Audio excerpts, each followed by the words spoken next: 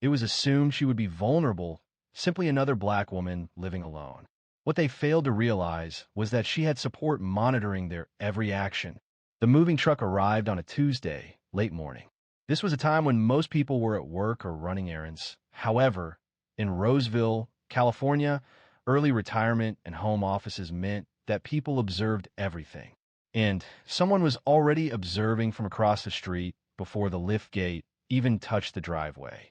Rochelle Carrington, age 42, stood beside her black SUV, a clipboard held in her hand, offering the movers hushed directions. She was tall, with a self-assured stance and a tranquil gaze, moving with the grace of someone who conserved her energy. Her attire consisted of jeans, boots, and a long-sleeved t-shirt, marked with a small breakfast stain, a detail she disregarded. This was not a display of style. It was the beginning of a new phase in her life.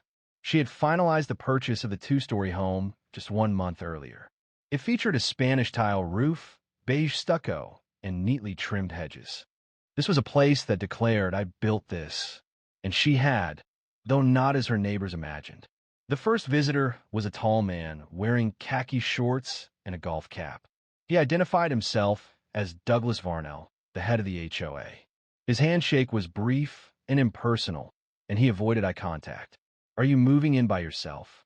he inquired, observing the security camera boxes near the front door. "No, not everyone is here yet." "Well, if you need anything, we maintain order here," Douglas stated, briefly looking at the SUV before departing without acknowledging her. She observed him vanish behind his hedges. By sundown, Rochelle had unpacked sufficiently to consider the space habitable. Her home office was established, blinds were in place, and the kitchen was supplied. There were no signs, no music, and no boisterous visitors. Only her. Some plants adorned the porch, and a single folding chair was present. The following morning, a note was slid beneath her doormat. Reminder: all porch decor must adhere to HOA regulations. Flags, religious items, and political messages are prohibited. No name, no signature, just that. She chuckled. She didn't have a flag displayed, only a hand-painted ceramic sun her niece created in art class. It was hung askew beside the door. That afternoon, while adjusting her mailbox height, as the HOA had noted it was non-uniform, she observed a woman in yoga pants walking her dog slowly past her house. The dog paused, sniffing the grass, and the woman's gaze lingered a moment too long. "You new here?" the woman asked. "Looks like it," Rochelle responded, straightening. The woman offered a strained smile. "Well, the HOA is quite particular. It helps maintain the appearance of the neighborhood." "I'm familiar with the guidelines," Rochelle stated. The woman chuckled, but the sound lacked warmth. "That's good. We value a specific aesthetic for our neighborhood." The implication was unmistakable. Unbeknownst to them, beyond any prediction they could make, she had done more than simply read their book. She had studied classified briefing reports capable of disconcerting a senator. She had overcome language barriers, handled explosives, and participated in clandestine negotiations in countries she couldn't disclose. A neighborhood association would not deter her. Nonetheless, something felt amiss. She had relocated frequently, new towns, new cities, but the welcome felt staged. A forced pleasantness, conversations tinged with observation. Consequently, she installed the cameras, not out of suspicion, but out of readiness. One positioned above the door, another at the side entrance, and two angled in the front yard, addressing areas overlooked by most. That night, she stood on her porch with a glass of water, observing the street lights activate. A breeze rustled the leaves, and a lone car passed slowly, increasing its speed once it cleared her driveway. She felt no immediate danger, but also lacked a sense of ease. She dispatched a brief message from a disposable phone to a contact listed as Deb's Plumbing. Message content: settle incomplete. Activity already odd. Logging first flags. Standby. There was no response. She didn't require one. However, despite the stillness of that first week, Rachel sensed that the tranquility wouldn't persist for long.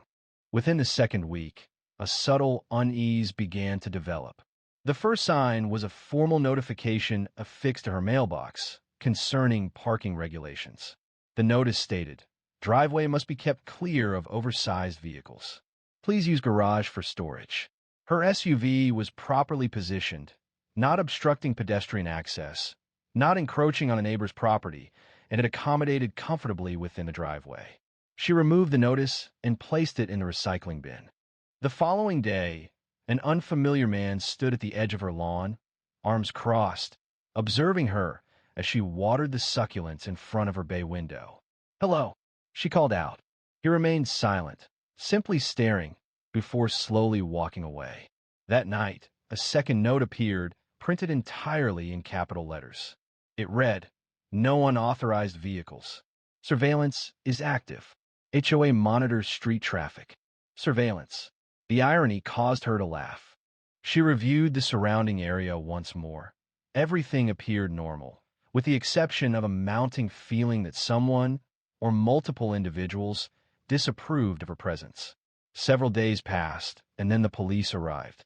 It was shortly after 6 p.m. golden sunlight illuminating the porch. A patrol car stopped and parked directly in front of her home. Two officers, courteous but formal, approached. "Ma'am, we received a call regarding a disturbance," one of them stated. "Reports of loud arguing." She blinked. "I reside alone. Are there any visitors this evening?" "No. You are welcome to verify." They did not enter, but they recorded a few observations and then departed. 15 minutes elapsed before she observed Douglas Varnell once more. Identical khaki shorts, same gait. He did not approach the door this time, merely stood close to his mailbox, engaged in conversation with a woman in yoga pants. Both glanced towards her. Rachel opened her front door and stepped outside, signaling that she was aware of their presence. Douglas nodded once. "Just checking to ensure everything is all right over there," he called out. "I'm all right," she responded. "Good, the police visit when things don't conform to the regulations. Noise complaints, misuse of property. I pay the same fees as everyone else," she stated calmly. He raised his eyebrows, seeming to consider that a provocation, and then returned to his messaging. Later that week, the trash collection bypassed her house completely. While every other container on the street was serviced by sunrise, hers remained uncollected. She contacted the sanitation department. There was no record of a missed pickup request, they stated. "This might seem unusual," she commented, "but is it possible someone reported my house as vacant?" The woman speaking on the phone hesitated briefly. "Indeed, yes. That's what appears in the notes." Rachel took a slow, deliberate breath. "I reside here. We will resolve this." She ended the call and returned to her porch, holding her phone, the camera light blinking gently above. That evening, her back fence gate was discovered slightly open. Not fully, but enough to indicate someone had attempted to open it. The lock still engaged when she tested it, but the chain showed a new abrasion, as if it had been pulled. This was sufficient for her. She accessed the encrypted tablet she kept in a locked drawer in her home office and started a low-level alert. Possible harassment escalation. Passive monitoring began. Authorization to activate detail. Moments later, a reply. Authorization approved. Detail shifting from secondary to active. Karina Bell had lived 2 doors down for years. She was a retired postal worker who enjoyed begonias and frequently discussed her knees, seemingly avoiding conversations about politics. However, the residents of Briar Hollow Court were unaware that Karina had previously worked in logistics within international security, a confidential role originating from Langley many years prior. She was indebted to Rachel, a significant debt. That favor had now been requested. The following morning, Karina arrived at Rachel's door, presenting a basket of muffins and a quiet smile. She mentioned she thought you might appreciate some company, Rachel said. Rachel agreed and moved out of the way. "I'm assuming you're not simply visiting?" Karina asked, drawing closer. "I'm already diverting 2 drones away from your land. The homeowners association isn't your sole concern." Before Rachel could inquire about her meaning, a knock sounded at the door. And this time, it wasn't Karina with baked goods. It was 4:42 p.m. when they arrived, not in a squad car, not in a designated homeowners association vehicle. A silver sedan, notable for a cracked front headlight and excessively tinted windows, pulled up. Two men exited the vehicle. They wore khaki pants and tucked-in polo shirts, each with laminated badges attached to their belts, badges that appeared cheaply made. One held a clipboard. The other feigned taking photographs of her yard with a phone. Rachel recognized this pattern. She had witnessed similar encounters previously, not in the suburbs, but in Havana, in Berlin, and in Port-au-Prince. The imposter, the bullying tactic, the unauthorized figure who falters when challenged. She unlocked her door before they even reached it. Karina remained inside, seated peacefully on the living room couch, enjoying tea as if it were a typical Wednesday. "You must be Miss Carrington, the one with the clipboard," she stated, her tone dripping with false sweetness and a sense of superiority. "We're with the Briar Hollow HOA Enforcement Committee. We have a few items to discuss with you." Rachel rested against the doorframe. "Your badges are not scanning. You are not listed in the directory, and the HOA does not conduct in-person visits without a 72-hour notice." The man blinked, surprised she didn't react. "Ma'am," he said, adjusting his tone, "your porch has items that are not permitted, and we're receiving multiple complaints regarding frequent visitors." "Is that against the rules?" she asked, remaining still. The second man advanced. "We require you to step outside. We want to review the violations with you." "No, thank you." The first man's smile disappeared.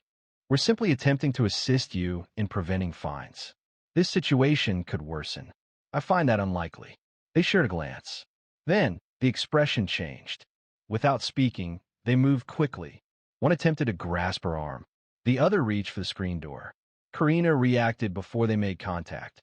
"Back away," she stated firmly, moving with a skill unexpected of a retiree. Her phone was already in her hand, her thumb activating a sequence other than calling 911. "Who the hell are you?" one of the men demanded. "Back up," Karina said. The man pulled the door open forcefully. Rachel remained still. She didn't cry out. She didn't retaliate. She turned a little and pressed her hand down firmly on his wrist, securing her grip with her thumb tucked in and her elbow bent. It was a precise maneuver learned from her training. The man swore, taking a step back. "Enough," Rachel said softly. They weren't prepared for that. The second man recovered quickly. He moved forward again, but the sound of tires on gravel caused all three to stop. Two dark SUVs entered the street. There were no sirens, no lights, and no identifying markings, only a calm, consistent approach. The men glanced back, attempting to assess the situation. "You can run," Rachel stated, "but it will be more difficult." The men remained still. One appeared to be breathing heavily, while the other attempted to appear composed. Shortly after, both SUVs stopped. Four people emerged, two from each vehicle, dressed in ordinary clothing and wearing sunglasses, with no visible weapons. They proceeded together, swiftly and effectively. The individual holding the phone attempted to flee. He managed 6 feet before being restrained, with his arm twisted behind his back and his phone sliding across the pavement. The person with the clipboard made no attempt to resist. He simply sat down on the porch step, as if his confidence had been abruptly removed. One of the agents, a slender man with graying hair, addressed Rachel. "Miss Carrington, are you all right?" She affirmed her well-being. Minimal physical contact. No injuries were sustained. The camera recorded the entire incident. "Excellent," he stated, then turned to Karina. Karina shrugged, acknowledging the notification. The timing felt correct. Within 10 minutes, the two individuals posing as law enforcement officers were secured, their identities confirmed, and they were positioned on the curb, resembling reprimanded children. Residents started observing from behind curtains. Several opened garage doors and lingered in the darkness, feigning sweeping activities. No one intervened. Even Douglas Varnell, the taller of the two men, now in handcuffs, finally spoke. "We were just trying to make sure the neighborhood stayed safe." "From what?" Rachel inquired. He remained silent, but his eyes' movement towards the Douglas Varnell house indicated his intentions clearly. The other man's gaze directed at Douglas Varnell's house was observed. It wasn't missed by Rachel. It wasn't missed by the agents. It wasn't even missed by Karina, who now stood quietly beside the porch steps, arms crossed, her eyes fixed on the street as if observing a chessboard illuminate. An agent, a woman in her late 30s with a distinct New Jersey accent, overheard the interaction. She gave a single nod to her colleague and walked along the sidewalk towards Douglas's front door. He did not respond to the knock. Shortly after, the agent requested a second team. There were no sirens, only unmarked vehicles as previously. It was a display of clean, cold, silent efficiency. By this time, several more neighbors had emerged, remaining close to mailboxes and speaking quietly among themselves. None of them moved closer to the house. Rachel remained seated on her porch, still and observant, watching the events transpire. Karina stood beside her, a hand gently touching the porch rail. He never was that bright, Karina murmured. You know him? Rachel inquired. Not personally, but I've been observing his cameras for weeks. Rachel lifted an eyebrow. The ones he stated were for wildlife? Yes. It was peculiar how the wildlife seemed to resemble women walking their dogs or brown children on bicycles. The clipboard guy was escorted into one of the SUVs. The other individual, identified as Ronan Kessler, had a sealed juvenile record and resided just outside city limits. Both were hired laborers, not residents. However, their paychecks provided a lead.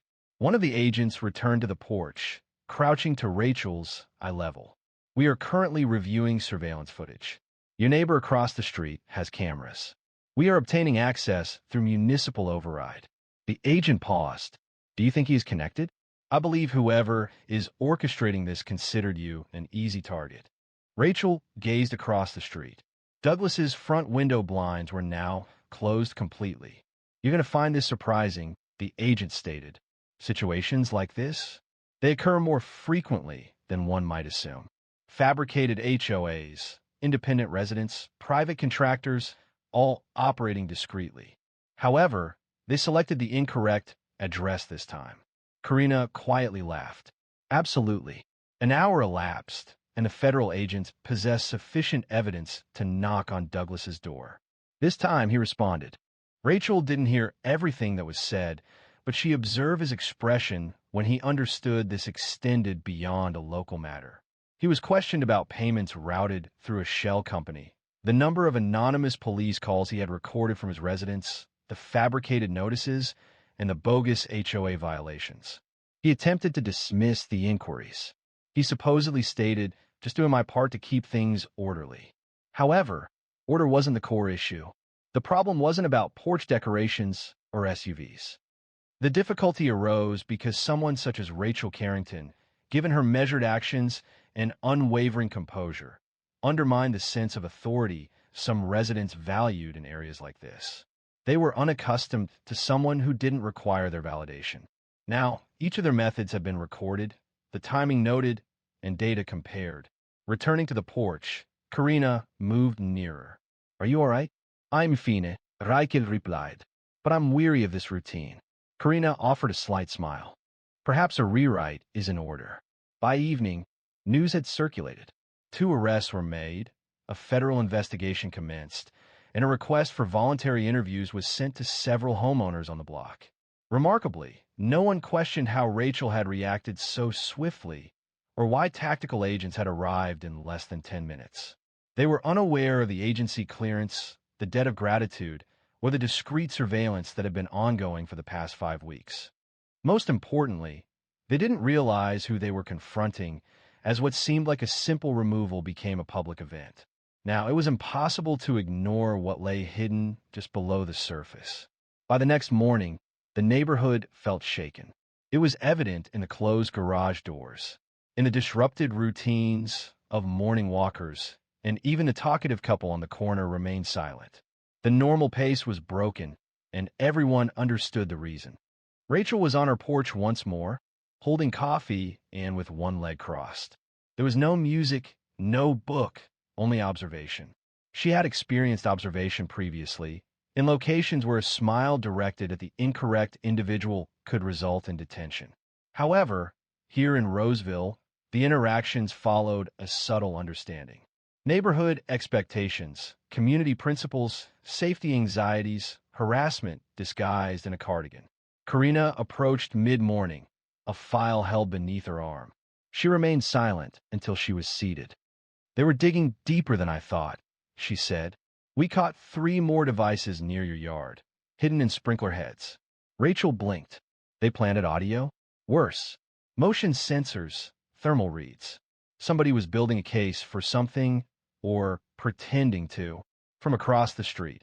Another neighbor, an older woman named Leanne Price, peered through her curtains. This time, she didn't flinch when their eyes met. She was the one who called the cops on you. Twice, Rachel said quietly. Karina refrained from questioning how he possessed that information. Later that afternoon, a federal vehicle made a return visit, this time carrying official documents, subpoenas. The investigation had broadened. An examination of Douglas Varnell's finances uncovered a series of payments directed to private neighborhood enforcement agents working through a business named Civic Harmony Consultants, LLC. Their actions extended beyond simply fabricating HOA credentials. They were components of a loosely structured system designed to instill intimidation. This operation wasn't recent, nor was it particularly well concealed. The matter simply hadn't faced scrutiny before. Until now. Now, with a formal federal document involved, it was receiving serious consideration. A representative from the HOA board arrived later that day, appearing distressed. A quiet woman, Marisol Dupree, holding a notepad and offering apologies frequently. We weren't aware, Miss Carrington, she said. Douglas managed all enforcement concerns. We hadn't authorized any personal visits. He informed me you had, Rachel said. Marisol averted her gaze. I am truly sorry. Please don't apologize. Rachel emphasized the need for transparency, stating, let people know what happened. We will. Before Marisol departed, she hesitated at the foot of the porch steps. If it means anything, we're grateful you didn't retaliate, that you remained calm. Rachel responded, I didn't remain calm. I remained prepared. News of the incident spread beyond the cul-de-sac. By the weekend, a local news van arrived. The reporter did not make contact, simply filming discreetly from a distance until federal agents requested they depart. The incident was already gaining traction online. A recording from a neighbor's Ring camera captured a portion of the confrontation, including the fake HOA badge, the shouting, and the takedown. When the clip appeared on social media, it ignited widespread anger. This wasn't solely due to what occurred with Rachel, but also because the situation resonated with many. Messages flooded in from across the country. One person shared, "This happened to my dad in Austin." Another recounted a similar experience in Phoenix, noting that the police sided with the HOA. The pattern of individuals wielding rules as a tool, it's a genuine problem.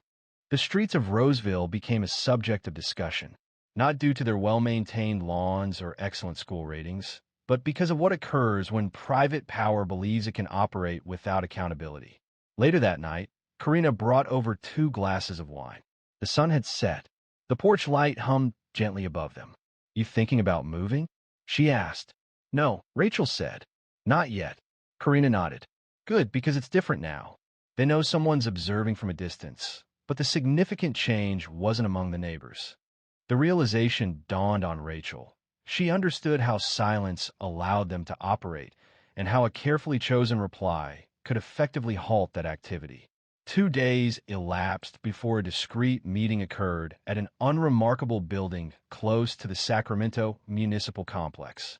There was no media coverage, no sensational announcements. Simply a table, 4 chairs, and 3 individuals who possessed a true understanding of how things functioned. Rachel was positioned at the far end, wearing all black and with a manila folder placed before her. Directly facing her was Agent Colin Braddock, the lead investigator for the now-active federal inquiry into Civic Harmony Consultants. A DHS cybersecurity representative sat to his left, their expression unreadable. Karina was positioned on Rachel's right, maintaining her usual composure.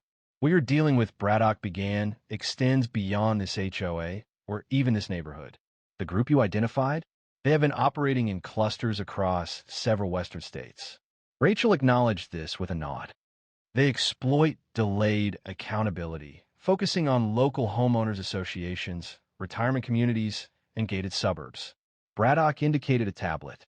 They create a facade of authority, use regulations as weapons, and target individuals who don't conform, typically those with out-of-state license plates or who appear different, particularly if they move in without drawing attention.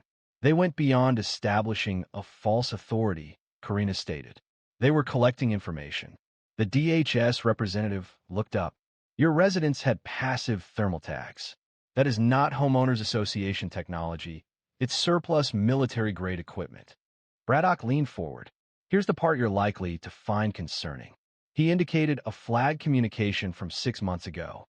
One of our side channels detected it, but it wasn't initially prioritized. He slid the document across the table, a printout of an encrypted email chain with the subject line, New resident, confirmed background, CIA link. Rachel read it silently. Someone was investigating me before I even closed escrow. We believe so, Braddock stated. While they weren't entirely sure of your identity, their discomfort was evident, and the harassment began swiftly. It was a probing of limits. And if I had strongly opposed it, she mentioned they would portray me as the instigator. He confirmed this. It's a recognizable sequence. They instigate reactions, then amplify the pressure. They deliberately accumulate records to suggest instability. Karina added, they've underestimated this individual. Braddock offered a knowing smile. That's the consensus we've been receiving. This extended beyond individual grievances it always had. The situation Rachel encountered wasn't a simple dispute between neighbors. It was interwoven within a broader structure that relied on unspoken agreements. Following the meeting, as they headed to the car, Karina questioned the outcome. Do you believe this will hold now? With the charges and the exposure?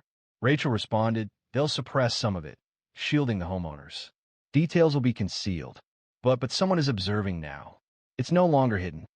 That evening, back at home, she retrieved a long untouched, dusty photo album from her bedroom closet. The album contained pictures from past projects, some with unclear faces, and others cut from international newspapers. Among them was a faded photograph of her mother standing in front of their house in Paterson, New Jersey, during the time a neighbor attempted to initiate eviction proceedings due to a zoning issue. She had resisted, steadfastly, and ultimately prevailed. That determination persisted. As dusk settled, Rachel stepped onto her porch once more. This time, she wasn't alone. Several neighbors, those who had previously avoided her, were walking dogs, watering plants, and acting as if they didn't notice her. A man across the street offered a small wave. She made no response. Not yet. She settled, crossed her arms, and gazed out at the cul-de-sac she now perceived distinctly. Not as a haven, but as a reflection. I used to think I could simply buy peace, she said aloud. Karina, having returned, responded while looking at her phone. You still can. It simply costs more than many anticipate. They remained in silence for a considerable time. Within the building, the cameras continued to record events.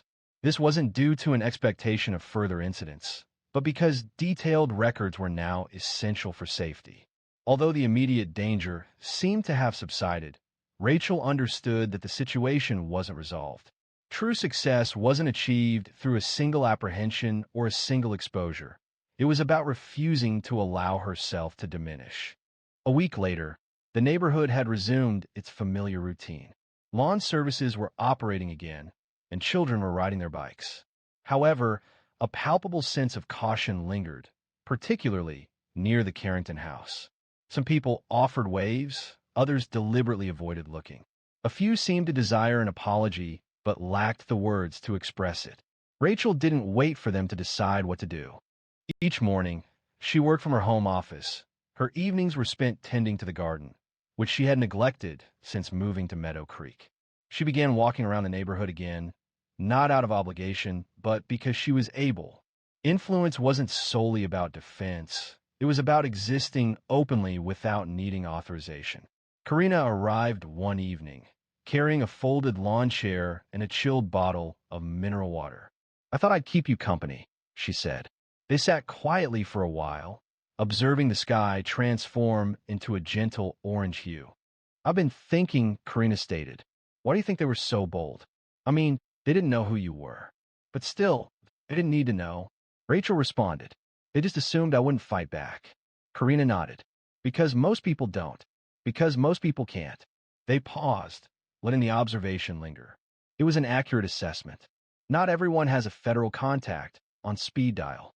Not everyone has decades of tactical training. Not everyone has a Corina 2 doors down. And that's the point. The situation in Roseville extended beyond mere bias or intimidation. It involved a framework that facilitated individuals acting as gatekeepers, cloaking themselves in manufactured authority, fabricated concern, and deceptive neighborly gestures. They had established a functioning system. This system persisted until someone disrupted the established pattern.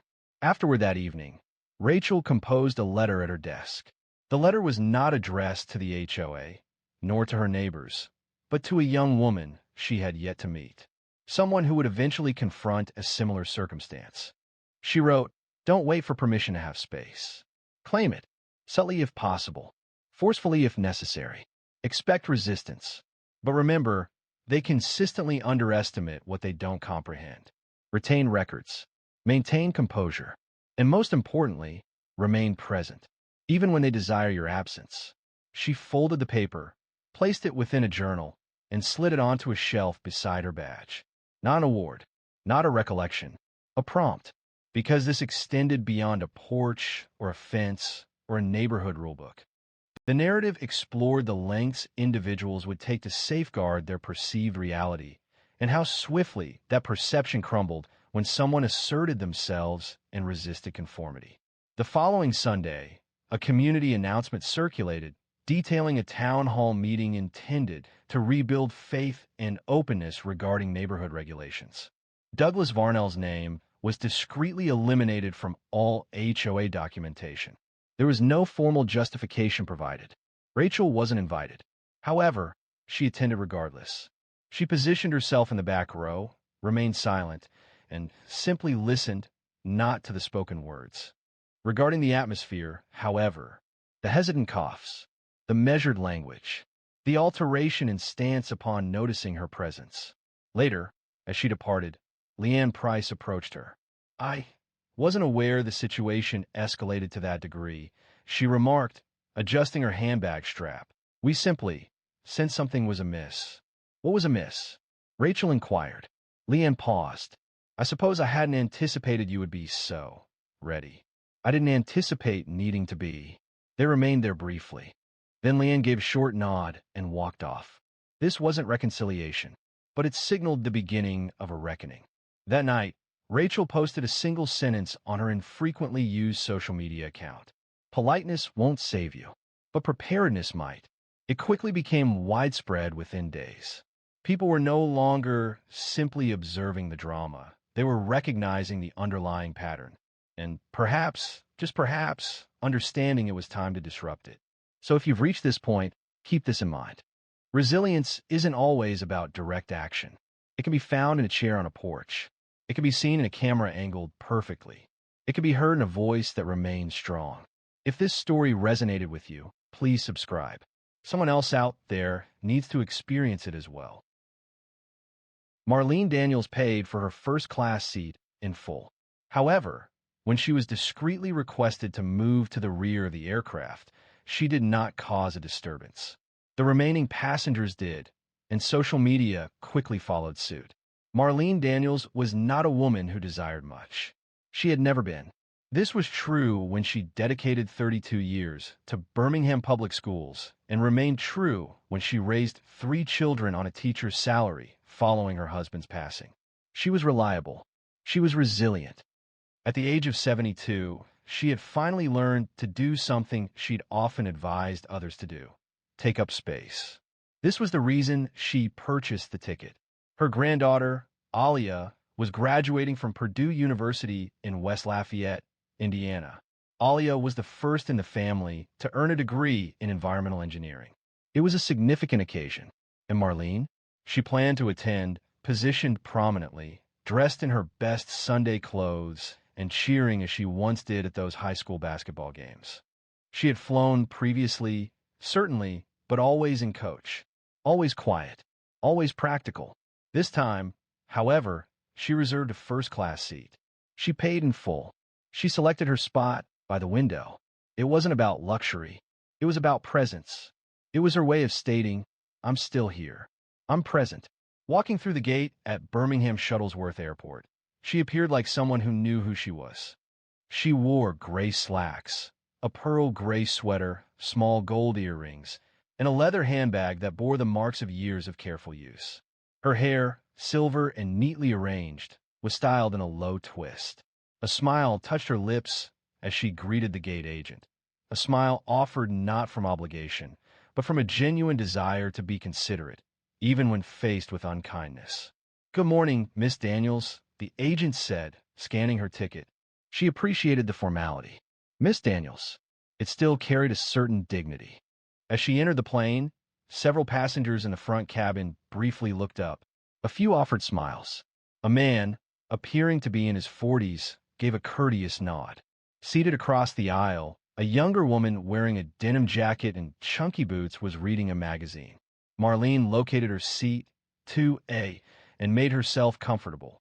She carefully placed her bag beneath the seat in front of her, adjusted her sweater, and gazed out the window. The sky was clear. That felt like a positive omen.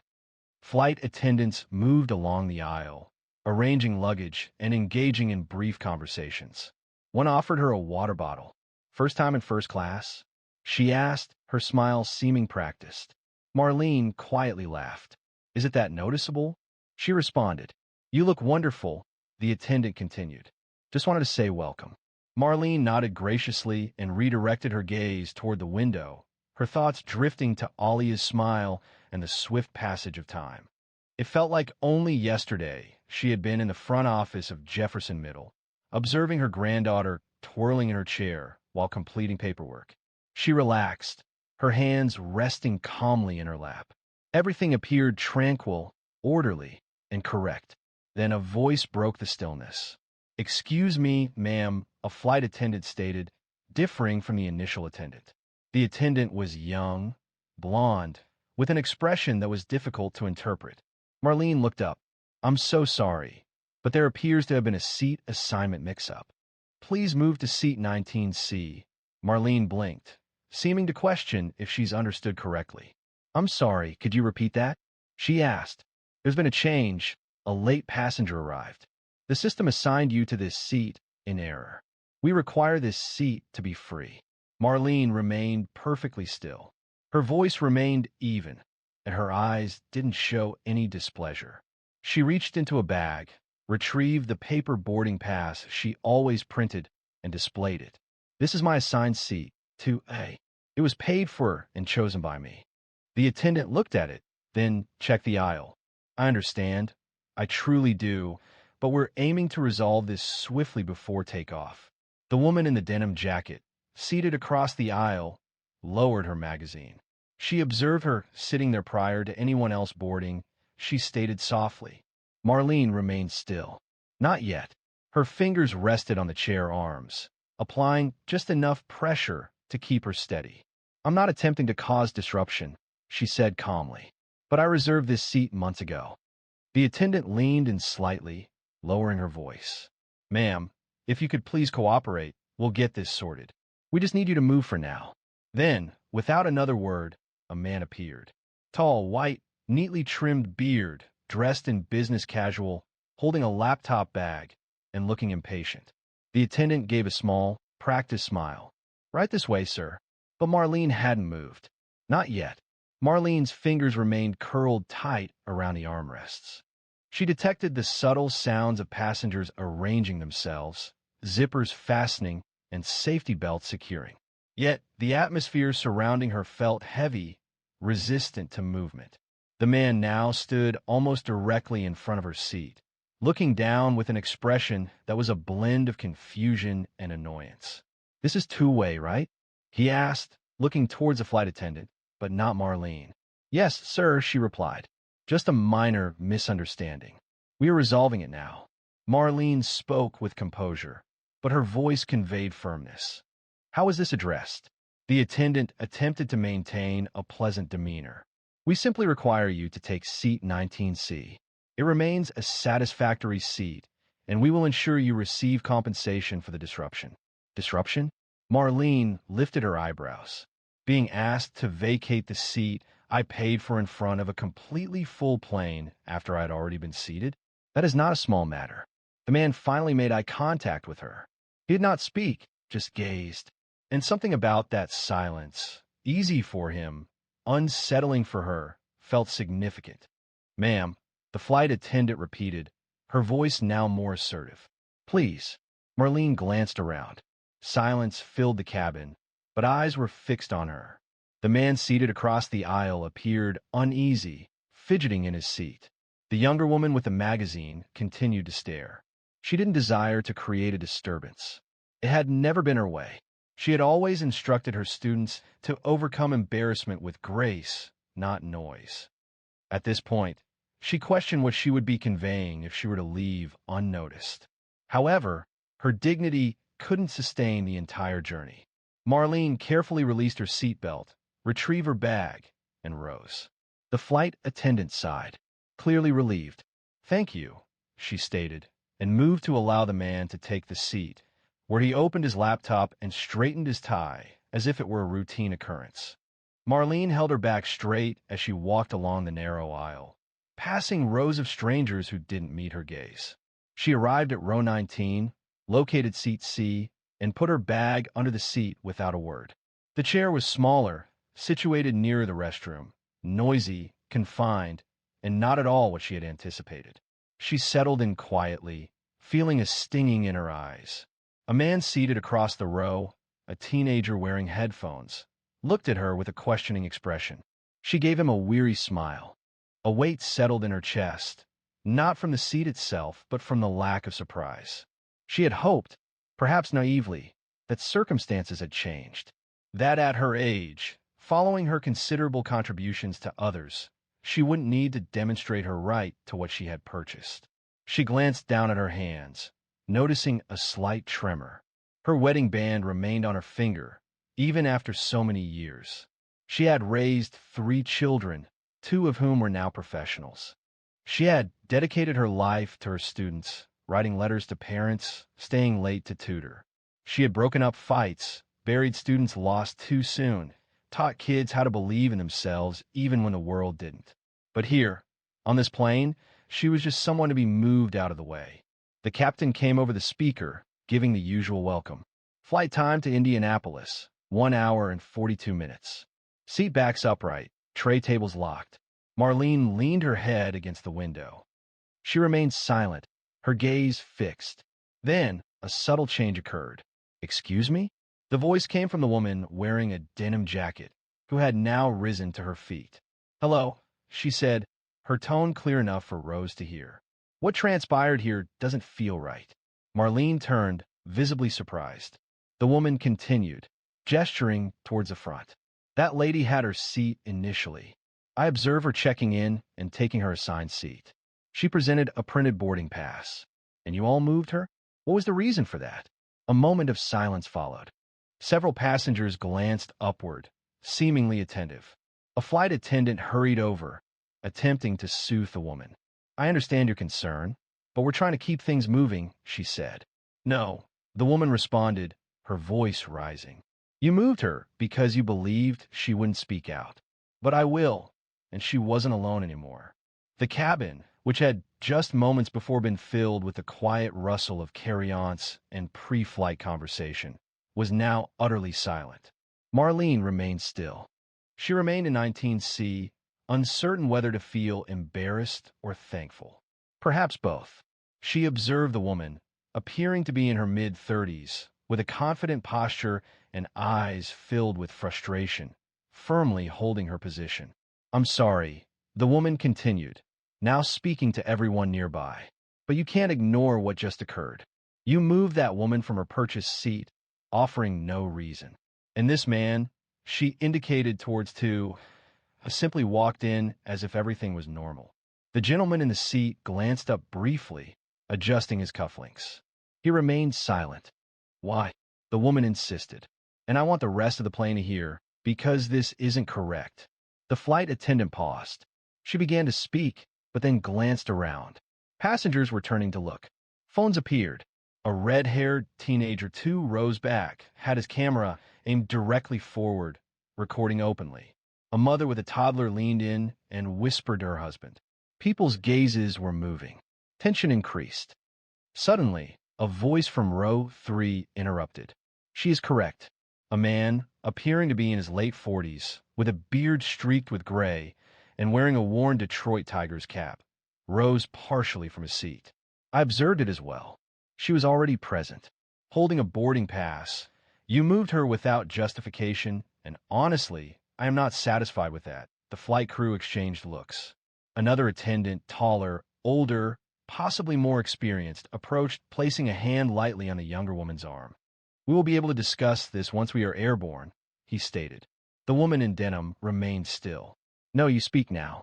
This was not an accident. This was a deliberate action. And if no one else is going to voice it, I will. That woman was repositioned because you believed she wouldn't object due to her age. And let's be frank, because she is black. That word resonated like a sharp rebuke in the quiet. Marlene averted her eyes. She felt a flush rise up her neck. She had never enjoyed being the focus of attention. A voice arose from the rear of the cabin. That's unfair, a younger man murmured. There's no way that should have occurred. Another person then spoke, their voice raised. Return her seat. The man wearing a two-way radio seemed uneasy and finally closed his laptop.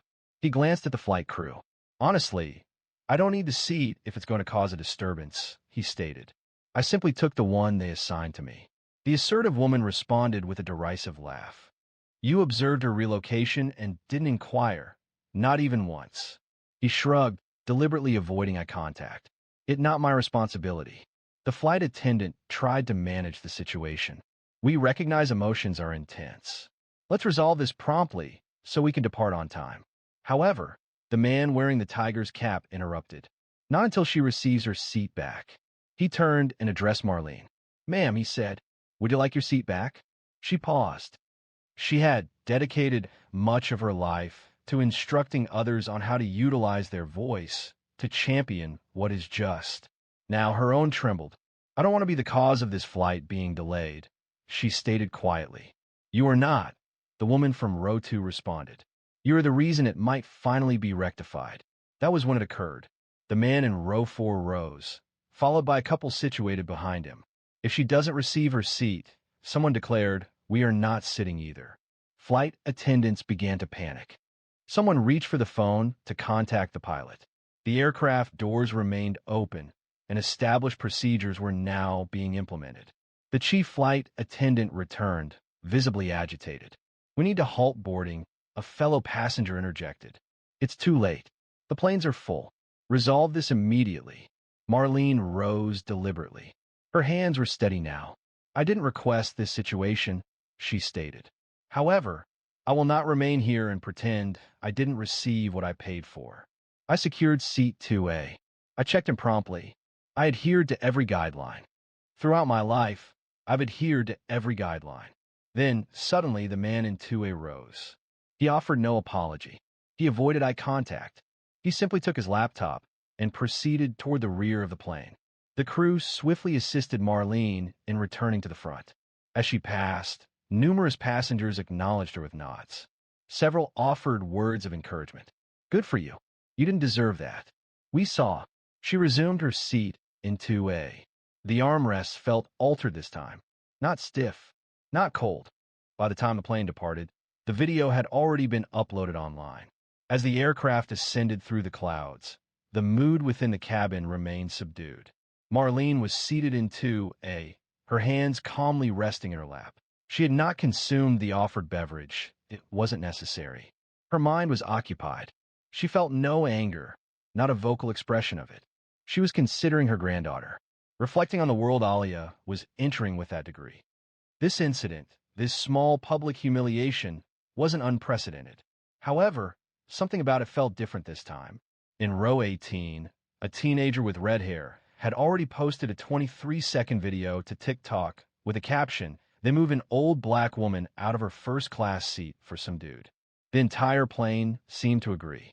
The reactions were immediate. That's disgusting. She deserves to have that seat back. What's the airline? Tag them. By the time the flight landed in Indiana, 3 influencers had compiled a video that was distributed by an account called Justice from the Aisle, and it had already surpassed 80,000 views. Marlene was unaware of any of this. She was still arranging her sweater and getting ready to text Alia upon arriving at the terminal.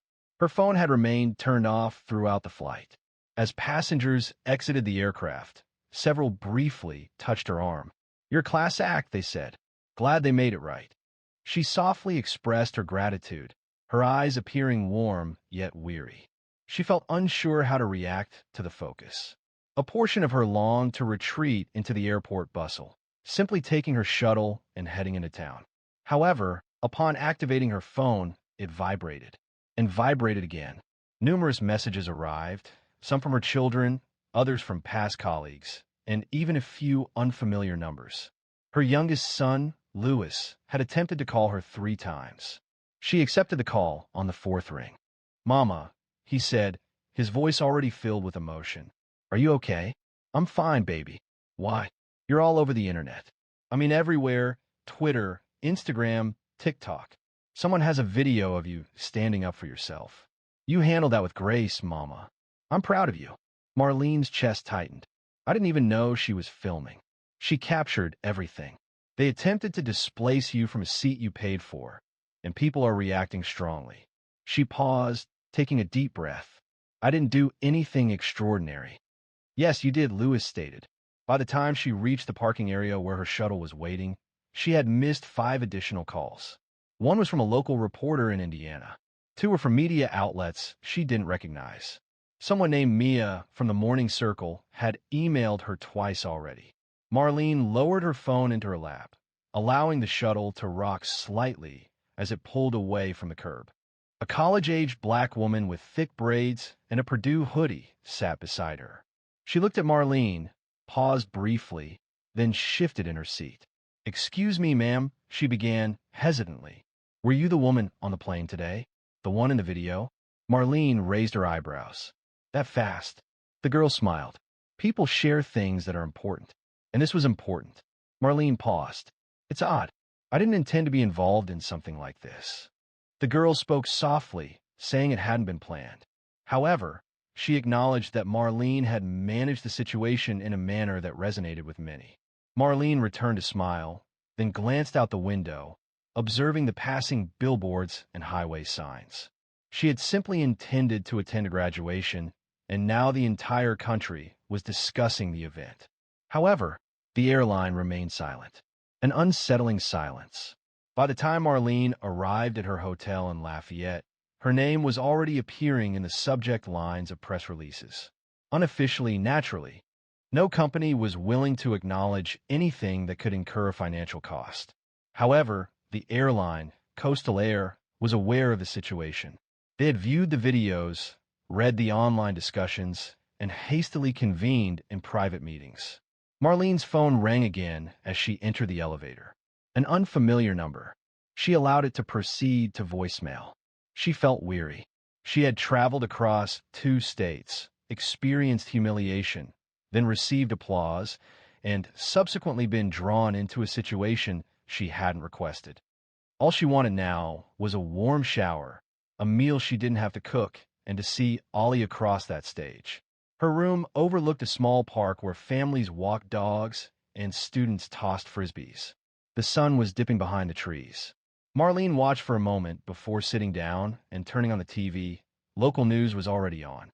The video, now exceeding 2.3 million views in under 12 hours, depicts what seems to be an elderly black woman being requested to relocate from her designated seat in the first-class cabin to make room for a younger white passenger. Other passengers on board stepped in, and the woman was ultimately returned to her original seat. She silenced the notification. Her phone vibrated again, a text from Louis. "Coastal Air has released a statement. It's underwhelming." She clicked the link. The official statement read, "We are aware of the incident on board Flight 482 today involving a seat assignment confusion. Coastal Air is committed to fair and inclusive treatment for all passengers and is reviewing internal procedures. We apologize for any inconvenience experienced. Inconvenience, she whispered, shaking her head. That word again. She remembered all the time she'd written real apologies in her career, when a teacher lost their temper, when a parent was left unheard. She avoided using that term, especially after incidents occurred. That evening, she accepted a phone call. Marlene Daniels? The voice was distinct and resolute. It belonged to a woman, professional in tone. Yes, speaking. This was Nina Morgan. I'm a producer with Midday Matters. We're interested in having you on our show tomorrow morning, just to briefly discuss your experience. It won't be intrusive. You're seen as representing something larger, and people are paying attention. Marlene hesitated. I'm not a symbol, she replied. I know, Nina responded, her voice gentle and sincere. That's why her refusal of the interview felt significant, at least for the time being. A quiet impulse arose within her. She had dedicated her life to assisting others in expressing themselves. Perhaps now was her opportunity to speak out once more. The following morning, she composed a handwritten note. It was brief, a single page in length, but each word was carefully chosen. She began with the sentence, I wasn't trying to go viral. I attempted to see my granddaughter. She spoke about dignity, about how simple it is to overlook older individuals, about what it feels like to be marginalized, not for the first time, but for the thousandth. And she concluded with this. I spent decades telling young people they were important, that their presence was important, that they belonged. I still believe that. But sometimes the ones who forget are not the students. It's the people who think they're in charge. She entrusted the letter to Lewis, who shared it on his social media with her consent. Within hours, by lunchtime, it had accumulated over 400,000 shares. Her story appeared on talk shows. An op-ed piece in the Indianapolis Journal commended her composure.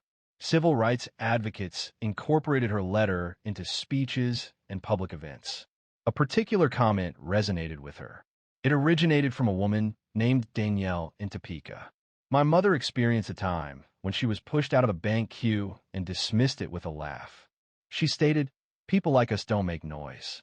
I wish she could have witnessed this. Ms. Daniels, thank you. Your words helped me remember not to dismiss things so easily.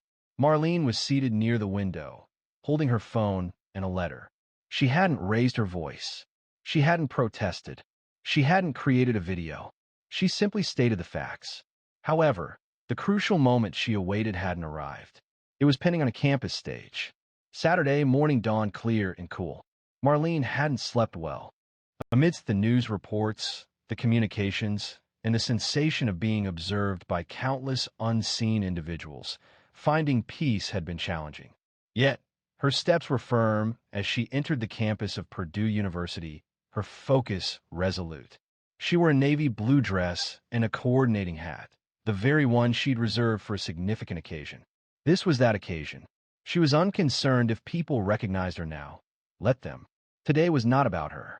She was there to witness her granddaughter's walk. The stadium seating was almost completely full when she located her row. A security guard approached her, held her gaze for a moment, then smiled. Ms. Daniels, yes? He said, I just wanted to say thank you. I saw the video. I'm glad you stood your ground. She nodded warmly. Appreciate that. I'm here for my granddaughter. He reached into his pocket and continued. The dean of students asked me to escort you to a reserved section. For family. It has a better view. Marlene paused, questioning, reserved for whom? He smiled. For you. She followed him upwards to the front rows, just behind the stage, where a simple seat was designated with a folded card. Mrs. Marlene Daniels. Guest of honor. She blinked, her heart skipping a beat. It wasn't a spotlight. There was no podium, just a seat, and it belonged to her. Offered, not taken. Shortly, the ceremony commenced. Names were announced. Gowns flowed. Applause resounded. Then, Alia Denise Daniels. The name resonated through the air like a church bell. Marlene watched as her granddaughter advanced. Tall, radiant, her eyes gleaming under the weight of her own accomplishment. She saw her grandmother, and for a split second that proud smile wavered, only to return, fuller, brighter, and glistening with tears. Following the ceremony, the family assembled beneath a cluster of trees near the quad. Her sons were already debating who was taking whom to dinner. Her daughter-in-law was adjusting her youngest shirt. Alia hurried to her and embraced her grandmother's waist, almost dislodging the hat. "You made it," she murmured. "Naturally I did," Marlene responded. "Do you imagine a seating error would prevent me?" They laughed, lingering in the embrace. Alia retreated, her eyes glistening. "I witnessed everything, Grandma. The videos, the letter. I'm receiving messages from students at school, professors, classmates, individuals I don't even know. You've instigated conversations." "I didn't attempt to," Marlene stated. "I simply didn't want to remain silent anymore." Alia concurred. "Perhaps we don't always have to raise our voices. But when we do speak, people should pay attention." Later that afternoon, while gathering her belongings back at the hotel, Marlene received a formal letter slid under her door. It bore the Coastal Air logo in an embossed design. The letter contained an offer, an invitation to speak at their annual Equity and Training Summit, with all expenses covered. They described it as an opportunity to elevate the discussion. She read the letter twice, then folded it neatly and placed it in her purse. The next day, she called the number provided. "Ms. Daniels, we're honored you returned our call," said a representative. "We'd love for you to be our guest speaker. Your story, your grace, has moved thousands." "I'm flattered," Marlene said plainly, "but I won't be attending." The woman on the other end paused. "May I ask why?" Marlene responded, "I wasn't moved to speak for your company. I spoke because my dignity fell out of place in row 19. She concluded the call softly and settled onto the bed's edge, observing a small group of children playing in the park across the street. The wind swirled leaves in lazy circles. She didn't require a public forum. She had already conveyed her message, and it was apparent without explicit statement. This time, the seat wasn't withheld from her. It was presented. She simply declined to occupy it. However, there was one final matter she needed to address. The information wasn't shared with the airline, nor with reporters. It was for all of us. The morning she flew back home, Marlene sat quietly by the airport window, observing the activity on the tarmac. Luggage carts, fuel trucks, a slow taxiing plane with its belly full of untold stories. She sipped coffee from paper cup, her hands now steady. The commotion had subsided. News cycles had moved on. Trending topics had displaced her face with fresh headlines. And that was acceptable. Marlene's actions weren't motivated by a desire for attention. They stemmed from an internal resistance to diminishing. Her phone vibrated again. It was another message from an unknown sender, a retired nurse in Arizona. The message read, "I've spent my whole life apologizing before I even spoke. Thank you for reminding me I don't have to." Marlene reread the message, then put her phone away and surveyed the terminal. People passed by her, pulling carry-on bags, enjoying lattes, and holding onto their children's hands. Most didn't recognize her. She wore her usual gray sweater and pearl earrings, nothing extravagant. Yet, if one observed carefully, there was a certain quality to her demeanor, a quiet strength that surpassed mere physical bearing. She recalled the many years she had dedicated to assuring her students they mattered, instilling in young black girls the importance of carrying themselves with confidence, articulating their thoughts with precision, and refusing to allow others to diminish their worth. She believed she had concluded imparting this guidance upon her retirement. She was mistaken. Self-respect is inherent. It isn't acquired through achievement or dependent on positions, designations, or connections. It isn't bestowed by unfamiliar individuals, and it cannot be compromised when circumstances deem it problematic for another. It is rightfully yours, regardless of whether others acknowledge it. That was the core principle. It resonated not only with those who observed her movement down the plane aisle, but with the reserved individuals.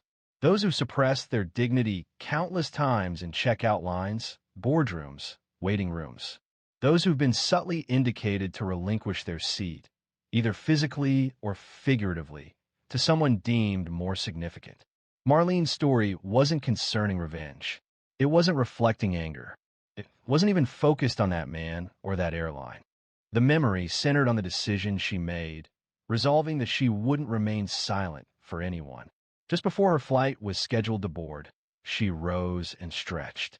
A young girl close by gently pulled on her mother's sleeve and murmured, "That's the lady from the video."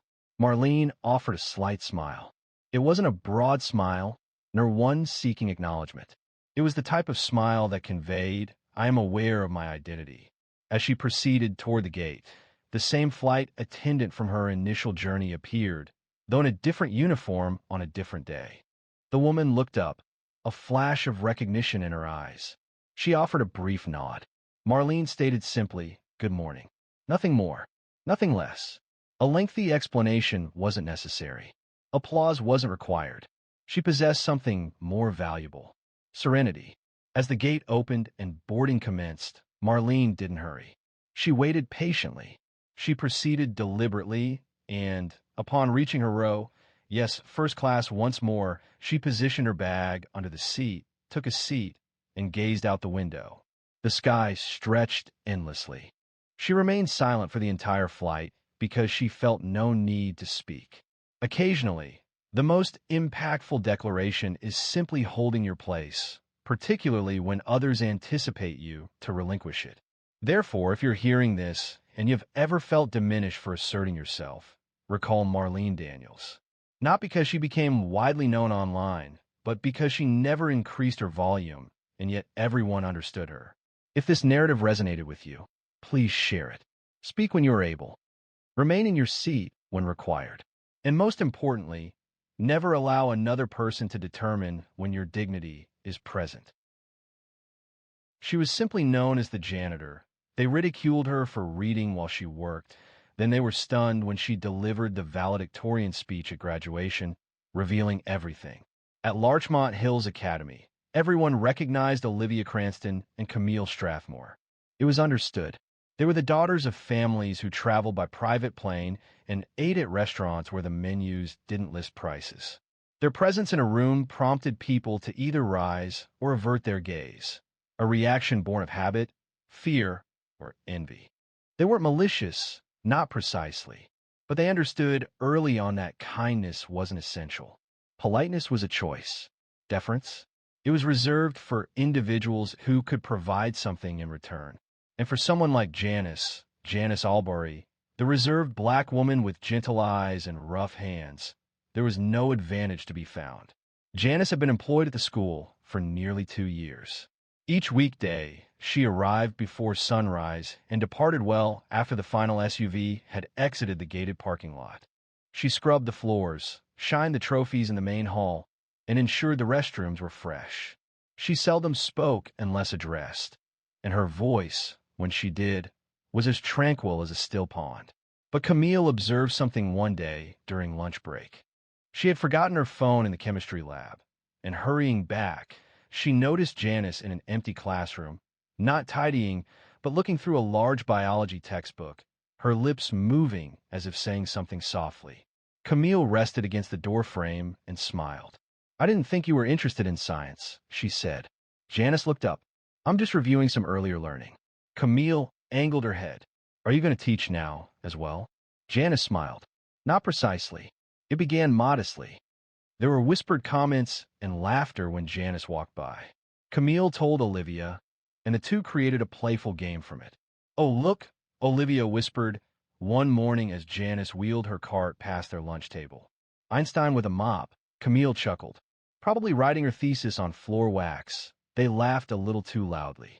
Other students overheard. Some laughed with them. Others avoided eye contact. No one intervened. Janice kept her head down. It was her usual practice. The students overlooked the way her eyes paused on the school crest etched into the wall, her gaze thoughtful rather than resentful.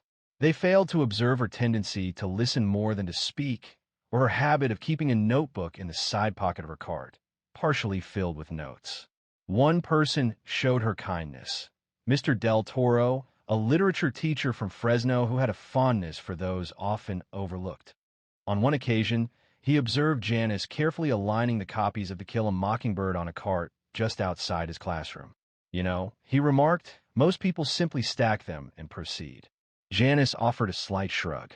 That book warrants more than crooked edges, she said. He chuckled. I often say that, he stated, then paused. Have you read it? Janice responded to his question. Twice. Initially in high school, and subsequently when I was mature enough to grasp its true significance. He never requested anything further, but from that point forward he would leave a book for her on the bench outside the staff room every other Friday. No message, no inquiries. Nevertheless, the girls persisted. One afternoon, Olivia waited until Janice passed by, then whispered, I bet she sleeps in the janitor's closet. Probably dreams in Clorox. It wasn't simply impolite, it was unkind. But Janice continued walking, and that disturbed Olivia more than anything. She anticipated embarrassment or anger, or at the very least a reaction. Janice's silence, however, felt inescapable. This made her a figure to be reckoned with. The lights at Northwood High typically dimmed around 8 p.m. Most evenings, though a few always remained lit, sufficient to create long shadows across the marble corridors. It was during these hours that Janice seemed to transform.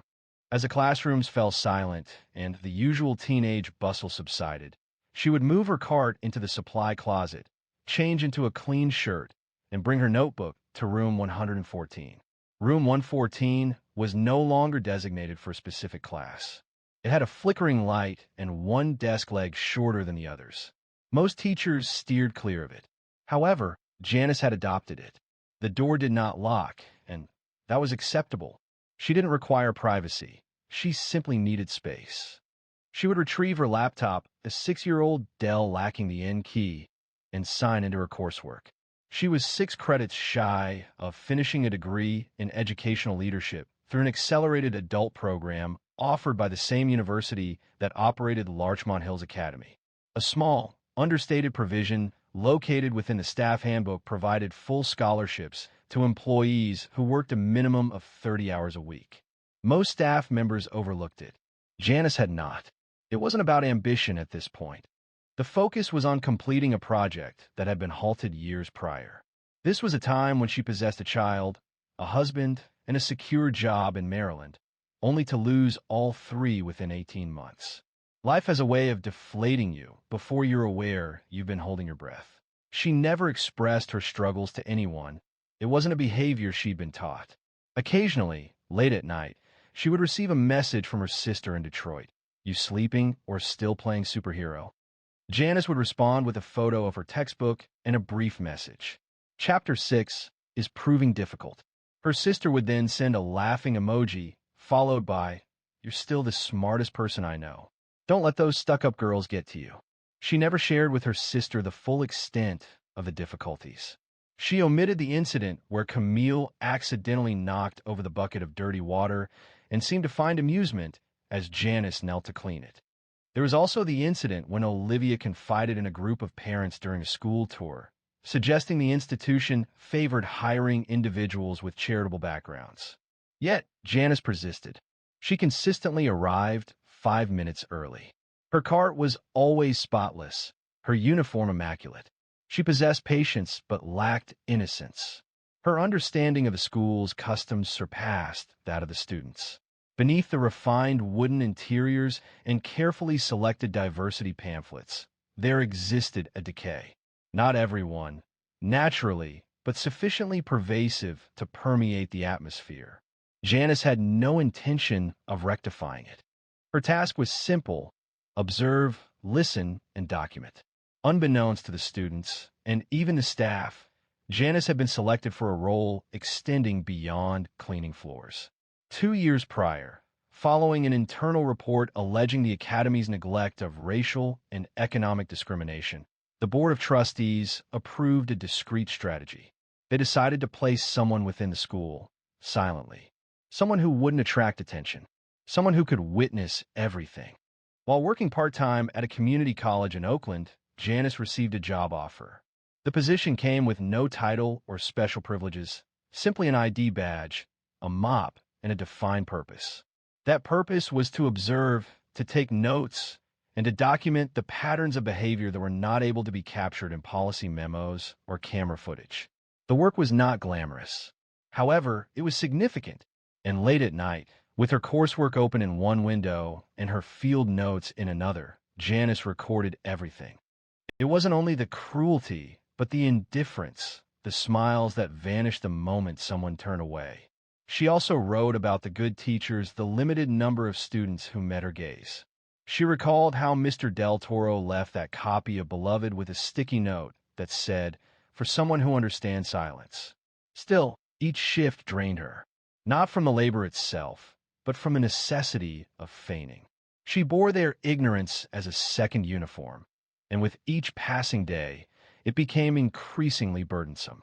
A change was on the horizon, though not as they anticipated. By early spring, the students at Larchmont Hills Academy were already largely disengaged. Señoritas had arrived gradually, like a dense fog, subtle, pervasive, and self-satisfied. Olivia and Camille frequently spent their days in the senior lounge, examining college acceptance emails and making critical remarks about those they perceived as inferior. However, subtle comments were no longer sufficient. The initial excitement had faded. They desired a significant reaction. On a Monday morning, Camille entered the admin office and pretended to be worried. "I think the janitor's been stealing test copies," she whispered to the front desk clerk, making her voice sound very low. "I saw her in a classroom late at night, alone." Ms. Robbins looked surprised. "Janice, are you certain?" Camille adopted her most innocent expression. "I don't want to cause problems for anyone, but this school is supposed to be secure, isn't it?" It was a carefully planned action. If anything resulted from it, so much the better. A sense of unease lingered. That afternoon, Janice was summoned to the operations office. The interaction was presented as a standard procedure with no direct accusations. She remained composed as the facilities manager reviewed his notes, visibly ill at ease. "We simply wanted to inquire if you've been present in unoccupied classrooms during your shift," he stated. "I clean all classrooms assigned to me." Janice responded directly. "Yes, but do you remain longer? For any purpose?" He maintained eye contact. "I complete my assigned tasks. Occasionally, I require a brief respite, as do most people." He acknowledged this with a nod and made a note. "Very well, that concludes the discussion." Janice rose. "Should any questions arise regarding my work, I would welcome a straightforward discussion." The gentleman's cheeks flushed slightly. "There are no concerns. Simply, you understand procedure." It was a flimsy fabrication, and both were aware of it. Outside the office, Janice located Camille resting against the wall, feigning interest in her phone.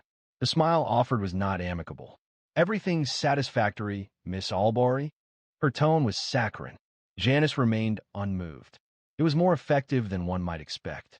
Camille's face faltered briefly, then quickly returned to its characteristic sneer. However, this was no longer a trivial matter. Camille and Olivia had matured observing individuals evade consequences. This fostered their confidence and impulsiveness. 2 days elapsed before Olivia planned a further incident.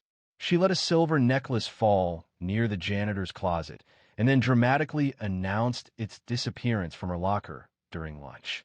A small crowd assembled. She raised her wrist in a theatrical gesture. "I'm certain I had it in there earlier today," she declared. "I suppose it could be lost permanently," Camille observed. Their friends chuckled, some visibly anxious. "Perhaps check the mop bucket," they joked. However, when one of the admin staff overheard the remark and volunteered to investigate, Olivia quickly recanted. "No, I'm sure I simply misplaced it. It's nothing significant," she said. The immediate concern subsided, but the awkwardness remained. That evening, Mr. Del Toro walked past Janice in the hallway. He stopped. "You're doing okay," he said. Janice looked up from her card. "You've been here long enough to know the games these kids play," he sighed. "Too long sometimes." There was a pause. "Is there anything I can do?" She thought for a moment. "Keep doing what you're doing. That's rare enough." What neither of them knew, what no one knew, was that Janice had already sent her first internal report to the board. Documented dates, quotes, and behavior patterns were observed. Names redacted for now, But she wasn't the only one being monitored anymore. An independent firm had initiated discreet audits. These audits included interviews and surveys presented as student engagement questionnaires. Camille and Olivia believed they had complete control over the school, but attention was shifting. Rumors began to change their focus. Despite this, the girls continued their actions. Cruelty had developed into a pattern, and patterns are difficult to change when they have never faced repercussions. Then, one Friday, Janice heard something that stopped her. In the lounge, behind a cracked door, Camille was speaking to a boy from the tennis team. "You know that janitor, Janice?" she said. "My mom says people like her are just here to make the place look diverse." She referred to it as optics. The boy laughed. Olivia added, "My dad said the school's bleeding money giving those scholarship perks to staff. It's basically charity," Camille scoffed. Unable to repair the situation with books, Janice stood quietly, 1 foot still in the hallway, one hand gripping the edge of her cart. She said nothing, but something within her shifted. She had been patient long enough, but now she had everything she needed, and it was almost time to show them. Before she was sweeping floors under fluorescent lights, Janice Albury had been someone else entirely. 12 years prior, she held the position of Director of Curriculum Development for a public school district in Maryland, known then as Janice Simmons. Her responsibilities included managing a corner office, overseeing 3 staff members, and proudly displaying a plaque from the state superintendent. She was married and a mother. Life at that time possessed a sense of order and comfort. However, that changed with a tragic event. Her husband Carr was struck by a delivery truck on I-83 during a snowstorm. He perished in the accident. Her daughter, Kira, who was 6 years old at the time, survived, though with significant injuries. After 2 months spent in a hospital bed, Janice faced a year of surgeries and rehabilitation. While insurance covered a significant portion of the expenses, some costs remained. Janice drew upon her savings, her retirement funds, and ultimately sold their home. Following this, Kira developed pneumonia, which tragically led to her passing. Janice resigned from her job 2 weeks following the funeral. The sight of a school brought back the image of Kira's empty chair, and the sound of children's laughter in the hallways served as a painful reminder of her loss. She moved around, taking temporary work, staying with friends, then in rented rooms, ultimately settling into a small studio apartment in Antioch, California. Despite these changes, she consistently read and continued learning. This pursuit led her to discover a program, a little-known educational equity initiative offered through a university partnership, representing a fresh opportunity.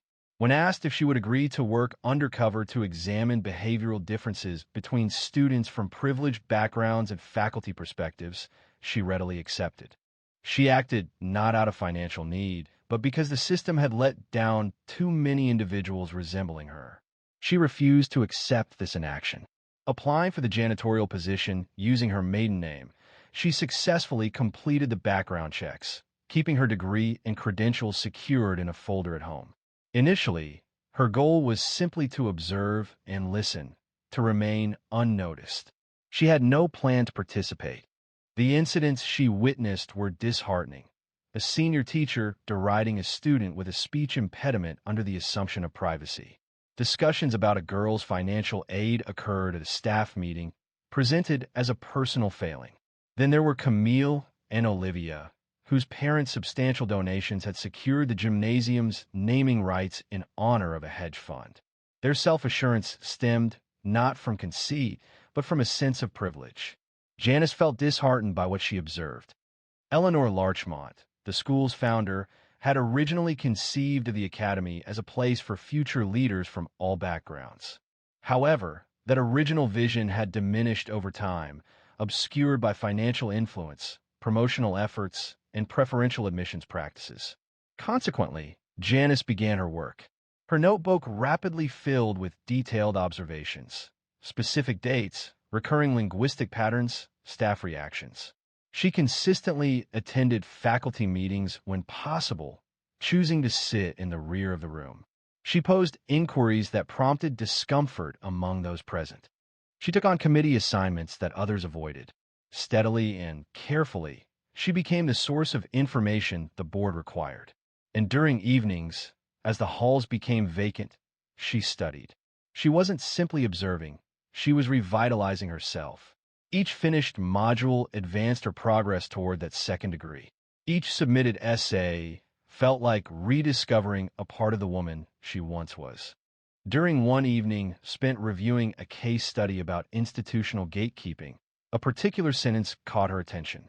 It stated that genuine authority doesn't proclaim itself, it waits to be recognized. She emphasized this line with underlines. Graduation was approaching rapidly, just 3 weeks away. She had finished the program without drawing much attention. Her grade point average ranked her among the highest in her group. The board had previously approved her to address the audience. Camille and Olivia continued to walk through the halls with an air of confidence, unaware of what was about to unfold. The faculty, too, were on the verge of a realization that learning extends beyond the classroom. Janice had observed them for 2 years. Now, she was poised to step forward, taking the central position, and they would be completely surprised. That morning, the sky above Antioch was clear, excessively bright considering the anxiety some individuals brought into the Larchmont Hills Academy Auditorium. Families occupied the seats, proud parents filled with anticipation and clutching phones, surrounded by flowers, ties, and costly perfume. The scene appeared flawless. Camille Strathmore wore a champagne-colored stole that her mother had flown in from France. Olivia Cranston had her hair professionally styled before dawn, her makeup applied to endure the entire day. They smiled for photographs, laughed with joy, and stood with the grace of young women who'd been raised to believe the world was within their reach. Behind the scenes, Janice remained still in her black robe. There were no embellishments, no unnecessary details. She declined the academic award the committee presented, stating she had no need for it. What she desired was a single moment, just one, and that moment had arrived. The dean, Dr. Leonard, approached her, holding a program. "Ready, Ms. Albury?" She met his gaze. She had been prepared. He offered a restrained smile and returned toward the podium. Camille and Olivia did not even look at her as they passed by in their elegant gowns.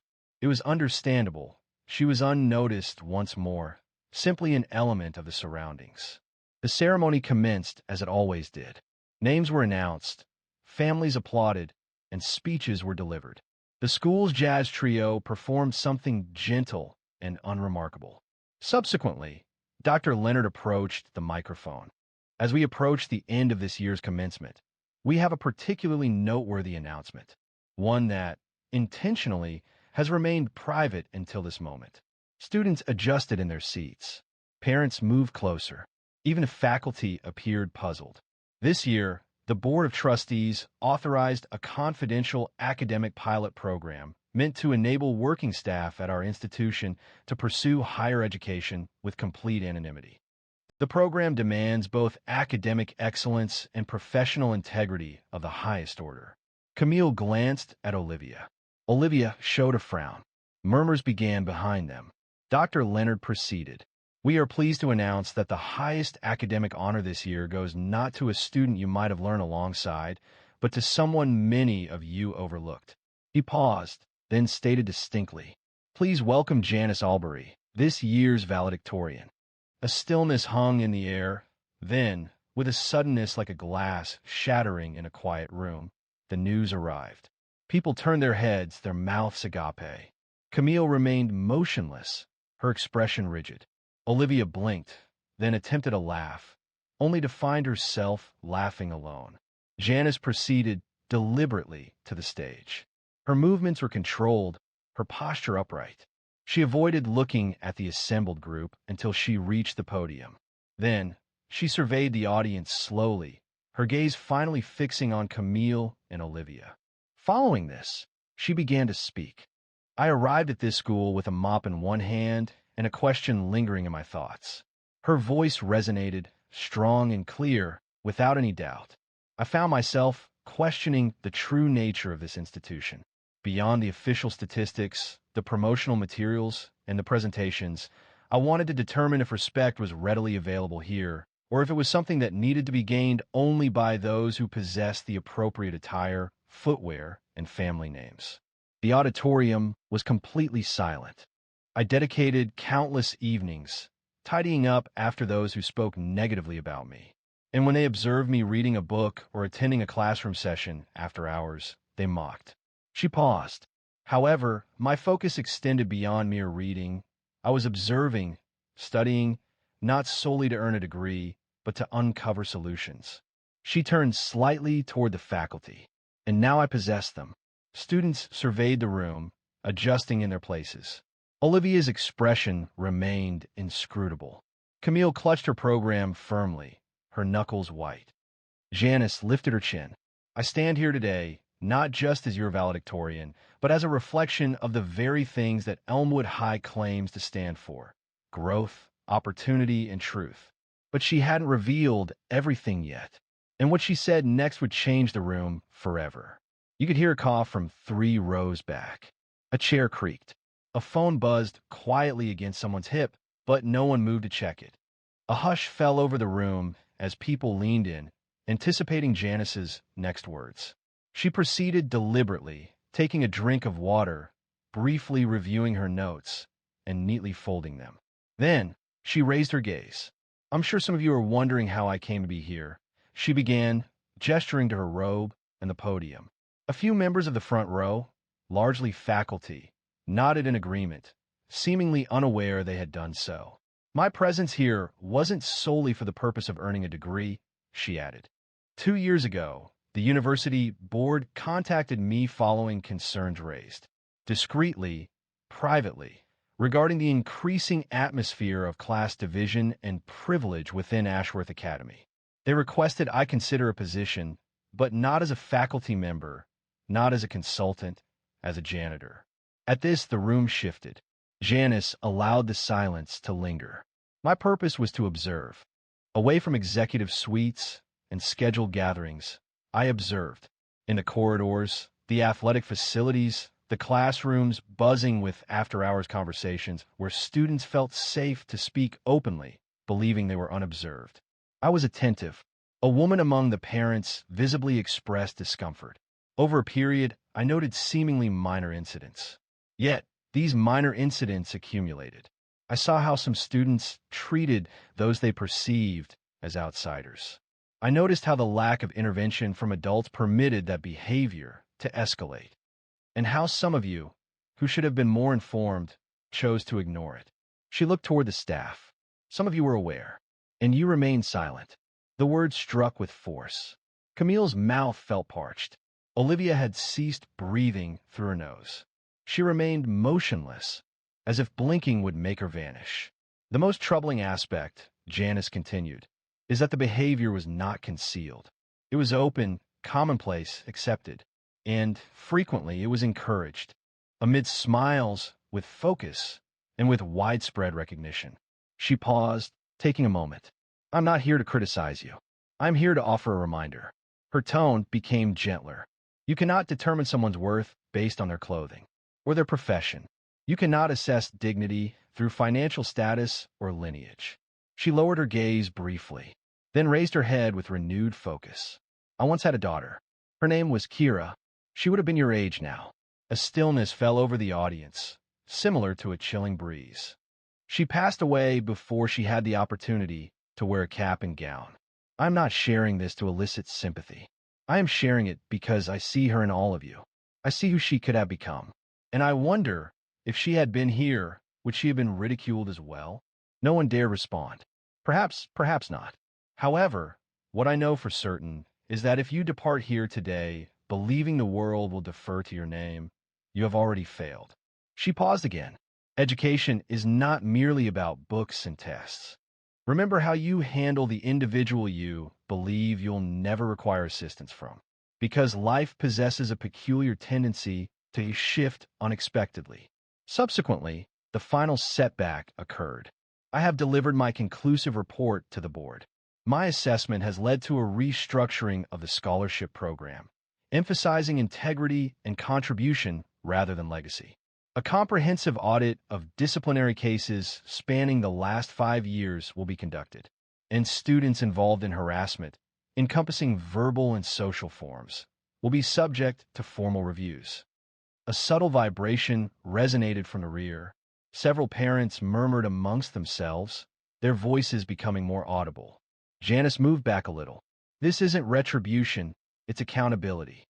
She fixed her attention on Camille, then Olivia, who had lowered her gaze to the floor. And accountability is not swayed by the wealth of your father. However, that wasn't the finality of the matter, as repercussions would follow even after the applause subsided. The ceremony concluded with noticeably diminished enthusiasm compared to its start. Some students applauded, while others seemed unsure how to react. A small number of families, appearing uneasy, left the room before the conclusion. However, Janice maintained her composure, smiling as she returned to her place. It wasn't the back row where she previously observed, but rather near the front, alongside board members and professors who now regarded her with a noticeable change, respect. Camille did not speak as she departed the auditorium. Her father was already waiting close to the car, his expression stern, avoiding her gaze. Olivia's mother, arms crossed, stood by the valley in stunned silence. There were no congratulations, no flowers, just silence. Inside, a small crowd had gathered around Janice. Teachers who had previously offered only a polite greeting were now shaking her hand. Mr. Del Toro remained at a respectful distance, waiting for an opportune moment. You didn't simply speak, he stated when they eventually talked. You transformed the entire atmosphere. Janice looked at him and smiled softly. The air had needed changing. Upon the lawn, several of the younger students expressed their awe. A girl wearing a red dress confided to her friend, "I wasn't aware she attended school," to which her friend responded, "I didn't know she could articulate herself so eloquently." A sense of belated recognition began to spread, an acknowledgement of what had been missed, what had been consciously disregarded. That evening, Janice was in her apartment, with a plastic container of leftover chicken salad and the commencement program placed on the table next to her. Her phone buzzed. It was an email from the board's director. The subject line read, "Thank you." The message stated, "Your final report is being reviewed. Policy meetings begin next week. Your courage will shape the future of this school." She set the phone down and exhaled. It wasn't relief, it wasn't pride, but a quiet, grounded sense of purpose. The kind that didn't require applause or accolades. Meanwhile, news about the graduation speech spread quickly. A video shared online by a teacher's assistant was already spreading among parents and alumni. The title was straightforward, "Janitor or Genius, Larchmont's Graduation Shocker." Regarding Camille and Olivia, Camille was required to attend a disciplinary review. Her parents were obligated to participate. A scheduled summer internship at her father's firm was discreetly canceled. It was rumored that she would be asked to fulfill community service hours before receiving her diploma. Olivia's parents initially resisted, indicating they would pursue legal action and requesting apologies.